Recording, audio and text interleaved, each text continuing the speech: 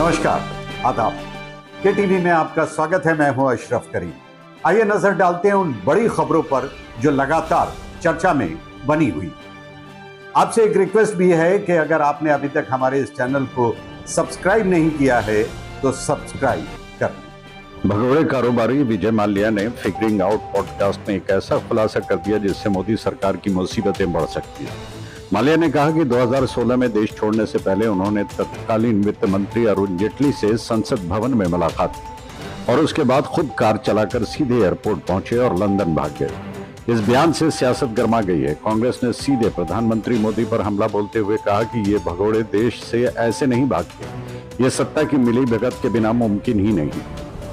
पवन खेड़ा ने तंज कसते हुए कहा कि ये है नरेंद्र की सरेंडर नीति। 2014 के बाद से देश में पकौड़ा नहीं भगोड़ा अर्थव्यवस्था चल रही है। अब सबसे बड़ा सवाल उठ रहा है, क्या विजय माल्या को भगाने में खुद सरकार की भूमिका थी? विपक्ष ने इस मुद्दे को लेकर सीधे तौर पर पीएम मोदी को कटघरे में खड़ा कर दिया है।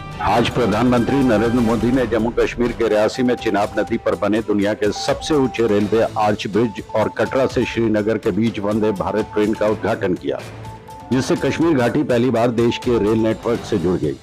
इस कार्यक्रम के दौरान मुख्यमंत्री उमर अब्दुल्ला ने मंच से ही पीएम मोदी से जम्मू कश्मीर को फिर से पूर्ण राज्य का दर्जा देने की मांग की। उन्होंने याद दिलाया कि 2014 में जब कटरा स्टेशन का उद्घाटन हुआ था तब वो एक राज्य के मुख्यमंत्री थे, लेकिन अब केंद्र शासित प्रदेश के।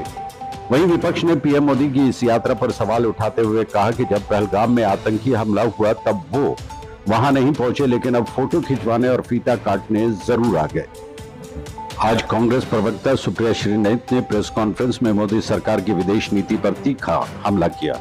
इसे बिल्ली अब दूध की रखवाली करेगी कहकर तंज कसा। उन्होंने कहा कि ऑपरेशन सिंदूर के बाद विदेश भेजे गए प्रतिनिधिमंडल किसी बड़े वैश्विक नेता से नहीं मिल पाए और सिर्फ भारतीय मूल के लोगों से मुलाकात तक सीमित रहे। सुप्रिया ने आरोप लगाया कि पाकिस्तान फिर से वैश्विक मंचों पर सक्रिय हो गया है, जैसे कुवैत ने 19 साल बाद उसके वीजा प्रतिबंध हटा लिए। उन्होंने डोनाल्ड ट्रंप के इस दावे पर भी सवाल उठाया कि भारत पाक संघर्ष विराम उनकी मध्यस्थता से हुआ और पूछा कि पीएम मोदी इस पर चुप क्यों है। कश्मीर में हालिया हमलों को लेकर भी सरकार की निष्क्रियता की आलोचना की गई और 11 साल में 90 देशों की यात्रा के बावजूद विदेश नीति को विफल बताया। पटना में न्याय का अधिकार कार्यक्रम के दौरान राहुल गांधी ने नीतीश सरकार और बीजेपी पर तीखा हमला बोला।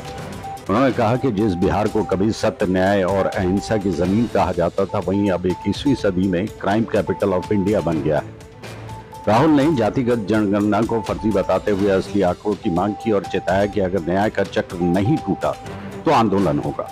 ये बयान बिहार में कांग्रेस की न्याय यात्रा के तहत दिया गया, जिसमें पार्टी दलित, पिछड़े और अल्पसंख्यक समुदायों को साधने की कोशिश कर रही है।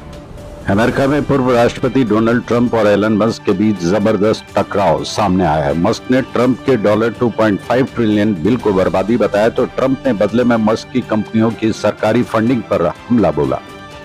मामला तब और गर्मा गया जब मस्क ने ट्रंप पर जेफरी एप्स्टीन केस में नाम होने का आरोप लगाया और कहा कि ट्रंप उनकी मदद के बिना चुनाव नहीं जीत सकते। मस्क की पूर्व सहयोगी एशले सेंट क्लेयर ने भी ट्रंप को ब्रेकअप एडवाइस देते हुए मस्क पर हश मनी का आरोप लगाया। अब यह झगड़ा अमेरिका से लेकर दुनिया भर में सुर्खियों में है और मस्क की कंपनियों के लिए खतरे की घंटी भी बन सकता है। अगर आपको ये वीडियो अच्छा लगा तो आप चैनल को सब्सक्राइब करें, लाइक करें और दोस्तों के साथ शेयर भी करें। जय हिंद।